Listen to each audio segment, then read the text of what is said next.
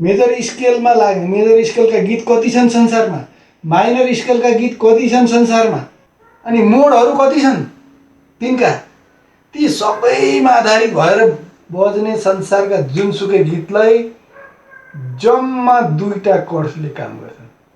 कि कतै नहुने हो कि होइन, कतै भएन भनिदिने हो कि, किन भएन भनेपछि यसरी भयो भन्ने चाहिँ थ्योरिटिकल उत्तर नहुनाले चाहिँ समस्या भयो है। यसरी भन्ने कुरा चाहिँ जान्नुपर्छ, किनकि नत्र चाहिँ किन लगाइयो त्यसै हावामा जे पाइ त्यही लगाएर त भएन होइन। त्यो भएर मैले यो जानकारी गराएँ। छोटो सजिलो बाटो छ भने त छोटो सजिलो बाटो हिँडे त समय पनि फाइदा भयो। अनावश्यक प्रयत्न किन गर्ने, के का लागि? त्यही काम गर्नका लागि त हामीले प्रयत्न गर्नु छ। त्यो चाहिँ सजिलै प्राप्त हुन्छ भने किन अप्ठ्यारो बाटो हिँड्ने? बाबु यो गिटारको कर्ड्स भने त कपडा जस्तै हो, तपाईँले यो कपडा लाए पनि हुन्छ, त्यो कपडा लाए पनि हुन्छ, तर शरीरमा मिल्नु पर्यो। कति सजिलो गरी भन्नुभएको थियो, यो तपाईँलाई मैले सेयर गरेँ है।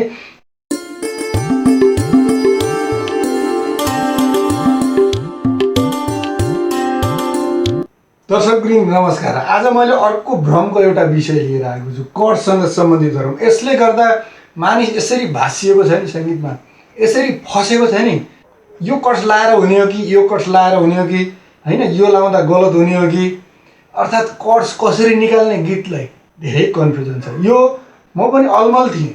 त्यही भएर मैले एकचोटि एउटा पुरानो गिटारिस्टसँग यसबारेमा के हो यस्तो, यो पनि मिल्नुपर्ने यो पनि मिल्नुपर्ने, किन यो भयो यो भएन भनिन्छ किन भनेर मैले सोधेको पनि थिएँ।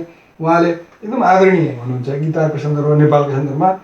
उहाँले भन्नुभएको थियो, बाबु यो गिटारको कर्ड्स भने त कपडा जस्तै हो, तपाईँले यो कपडा लाए पनि हुन्छ, त्यो कपडा लाए पनि हुन्छ, तर शरीरमा मिल्नु पर्यो।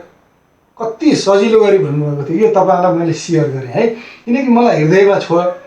किनभने यो मिल्छ भन्ने थाहा छ, तर बाहिर मिल्दैन भनिदिन्छन् है। रिदममा पनि त्यस्तै हुन्छ। या उहाँहरूले मिल्दैन भन्ने लागेर भन्नुभएको, या यत्तिकै यसलाई विचार गरौँ भनेर भन्नुभएको, यस्तो भनिदिने समस्या हुन्छ है।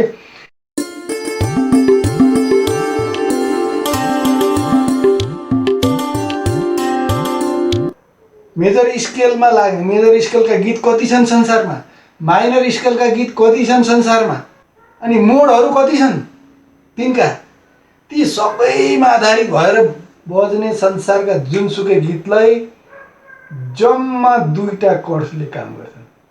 मैले कति भने जम्मा 2टा कर्ड्स, तर 3टा कर्ड्ससँग चलाउँछ। त्यो बारेमा म छुट्टै ल्याउँछु है, कर्ड्सको भ्रम। अनि कुन कर्ड्स हुन् त्यो फेरि कन्फर्म हो, नहुने भन्ने हुँदैन है। त्यो धेरै कुराहरू छन् है। अनि त्यो गरे प्रोफेसनलहरूले पनि त्यति नै चलाउने हुन्। हामी धेरै छिरो लिन्छौँ, धेरै माग गर्छौँ, त्यही अनुसार सिकाउनु पर्ने हुन्छ, त्यो आफ्नो ठाउँमा छ, म त्यो त जान्दिनँ। र त्यही भएर कर्ड्सको भ्रम चिर्नको लागि है, कर्ड्सको मैले भ्रम चिर्नको लागि तपाईँहरूलाई भन्दैछु। कर्ड्स चाहिँ जस्तो यसका सन्दर्भमा म एउटा उदाहरण दिन्छु। कुनै गीत चाहिँ क ख ग घ भन्ने कुनै शब्द छ, यो गीत भयो है।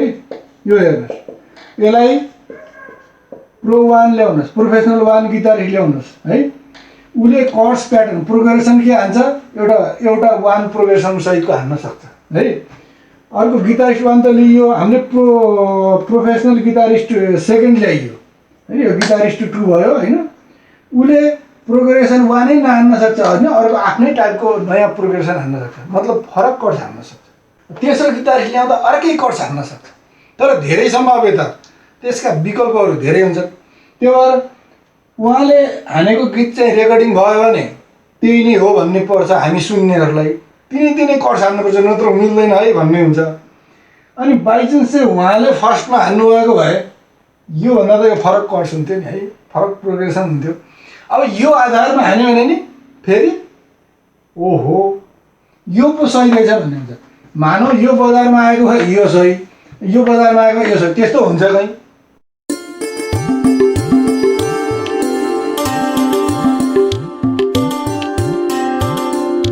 दुइटै हुन् नि होइन, यो पनि ठिक हो यो पनि ठिक हो है। हामीले जाडोमा स्वेटर लगाए पनि ठिकै हो होइन, यस्तो स्वेटर लगाए पनि भयो, सेतो स्वेटर लगाए पनि भयो, कालो स्वेटर लगाए पनि भयो होइन, आफ्नो आफ्नो इच्छा अनुसार होइन। अब जस जाडो छेल्नु पर्यो, बस शरीरमा मिल्नु पर्यो है। यति कुरा हो। त्यही भएर कर्ड्सहरू पनि फरक फरक हुन्छ। नमिल्ने चाहिँ होइन, मिल्ने लगाउनुपर्छ। नमिल्ने कर्ड्स लगाएर त भएन होइन, मिल्ने कर्ड्स लगाउनुपर्छ। मिल्ने कर्ड्स एउटै हुँदैनन्, धेरै प्रकारका हुन्छन् होइन।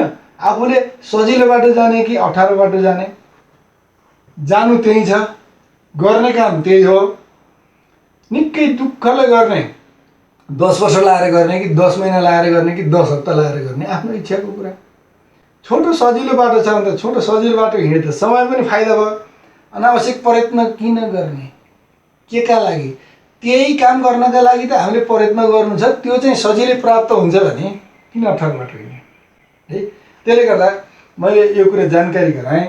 हामी चाहिँ कर्ड्समा पनि एउटा भ्रम छ है, यो गऱ्यो भने हुन्छ, यो गऱ्यो भने हुँदैन भन्ने एउटा भ्रम छ।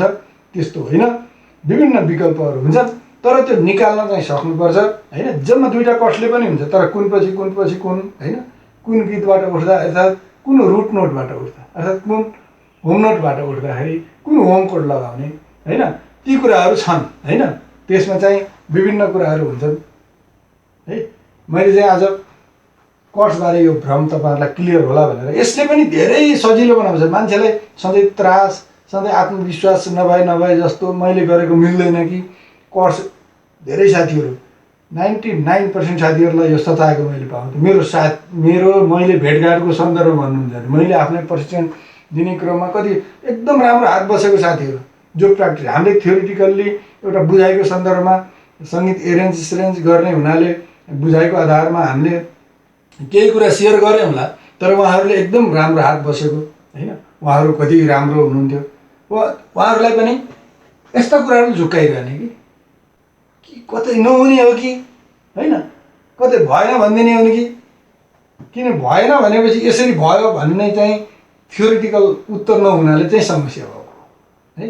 यसरी भन्ने कुरा चाहिँ जान्नुपर्छ, किनकि नत्र चाहिँ किन लगाइयो त्यसै हावामा जे पाइ त्यही लगाएर त भएन होइन। त्यो भएर मैले यो जानकारी गराएँ। यो अवश्य पनि धेरै साथीहरूले झेलेको समस्या हुनसक्छ भन्ने मेरो अनुमान छ। तपाईँहरूलाई यो भिडियो कस्तो लाग्यो? यो भिडियो मन पऱ्यो भने कृपया लाइक गर्न नबिर्सनु होला। र यस्तै भन्न छुटेका र साङ्गीतिक क्षेत्रमा देखिने यस्ता छिपेका समस्याहरू उजागर गर्ने यस म्युजिक डिसिमिलर युट्युब च्यानललाई कृपया लाइक गर्न नबिर्सनु होला।